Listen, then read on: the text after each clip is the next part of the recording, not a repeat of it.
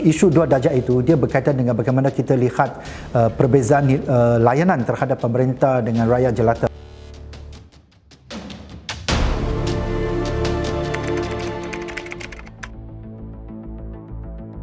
Saya rasa rasuah satu isu cukup lama di Malaysia lah.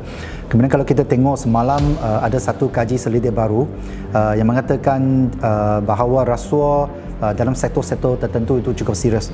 Dia ada beri contoh dalam laporan itu, saya rasa contoh yang bagus. Dia kata untuk satu projek pembangunan bernilai 100 juta, biasanya dia perlukan hampir 30 juta.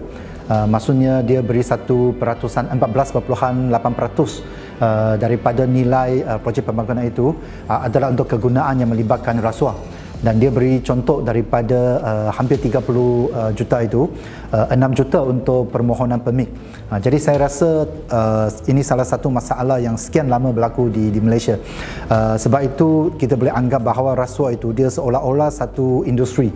Jadi dan ini hanya satu contoh konkret yang diberikan dalam laporan kaji selidik yang dilaporkan semalam. Tetapi kita tahu rasuah sebenarnya cukup lama di Malaysia pada peringkat-peringkat yang berlanan. Dia bukan sahaja terlibat dalam sektor pembangunan, pembinaan seperti mana disebut dalam laporan itu. Dia juga berlaku dalam pada hari kehidupan harian kita.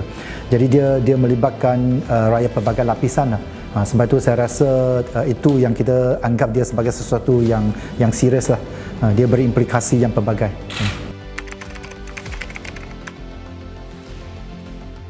Dia libatkan pelbagai lapisan dan dia libatkan generasi-generasi yang akan datang juga.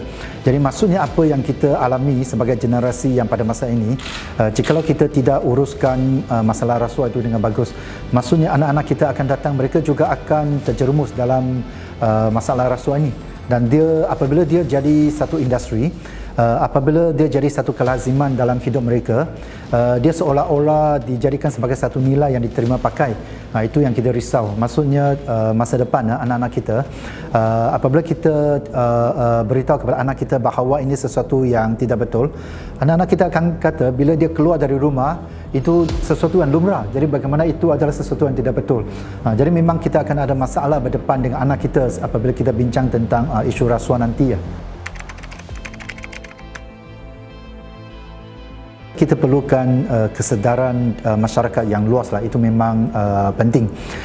Sebab kita perlu pupuk nilai-nilai yang penting di kalangan anak-anak kita. Jadi jikalau rakyat gagal untuk bergabung dalam dari segi ini ya, maksudnya masyarakat akan berdepan dengan satu krisis nilai di mana kita kata bahawa nilai-nilai tertentu yang sepatutnya penting dia akan dipandang remeh-temeh, dan kerana nilai sedemikian dia sudah diketepikan apabila rasuah itu dijadikan sebagai satu industri. Jadi susah untuk masyarakat untuk mengangkat nilai-nilai tertentu yang penting. Kita ada isu dua darjat, maksudnya mereka yang memegang kuasa, mereka yang merupakan pemerintah, mereka yang kaya raya, mereka yang berada di atasan itu, mereka mendapat layanan-layanan berbanding dengan rakyat jelata. Jadi ini akan ada implikasi terhadap nilai yang kita pegang.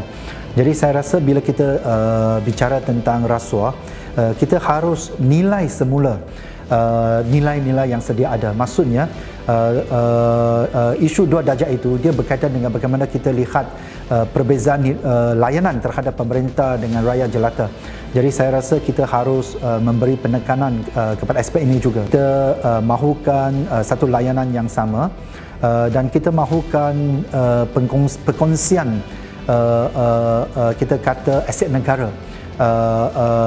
ataupun hasil daripada pertumbuhan ekonomi negara diagih secara adil. Itu juga penting sebab semua ini akan berimplikasi kepada nilai-nilai yang dipegang oleh rakyat jelata. Kita perlukan pindaan kepada akta sedia ada ataupun kita perlukan pengumpulan akta yang baru yang mewajibkan ahli-ahli parlimen ataupun semua wakil rakyat, sesiapa pun yang jadi kerajaan, mereka harus deklarasi harta mereka. Itu saya rasa satu yang penting. Kemudian yang kedua, saya rasa kita dalam pelbagai lapisan, sama ada kerajaan, sama ada pihak pentadbiran, sektor awam ataupun sektor swasta, apabila melibatkan mereka yang memegang kuasa, kita harus ada perbezaan antara kepentingan khusus dengan kepentingan bersama. Maksudnya, jangan kita izinkan sesiapa juga yang pegang kuasa, sama ada dalam kerajaan ataupun dalam sektor swasta, yang samakan kepentingan peribadi dengan kepentingan bersama. Konflik antara kepentingan peribadi dengan kepentingan bersama itu harus kita uruskan. Kita harus ada akta, kita harus ada mekanisme, kita harus ada keterbukaan dalam menguruskan konflik sedemikian. Saya rasa itu penting. Penguatkuasaan itu dilihat sebagai ada diskriminasi, maksudnya dia hanya tumpu kepada orang-orang tertentu. Tindakan yang dilihat sebagai diskriminasi ataupun tidak ambil tindakan yang dilihat sebagai dua darjat, itu penting. Kalau unsur-unsur sedemikian wujud, rakyat akan rasa bahawa integriti mereka, maruah mereka tidak dijaga. Maksudnya, oleh kerana mereka tidak pegang kuasa, oleh kerana mereka rakyat jelata, maka mereka tidak mendapat layanan yang sama. Ataupun oleh kerana mereka mengambil pencarian politik yang berlainan, maka mereka tidak diberikan layanan yang sama. Itu saya rasa dia akan beri kesan kepada penguatkuasaan itu. Ya.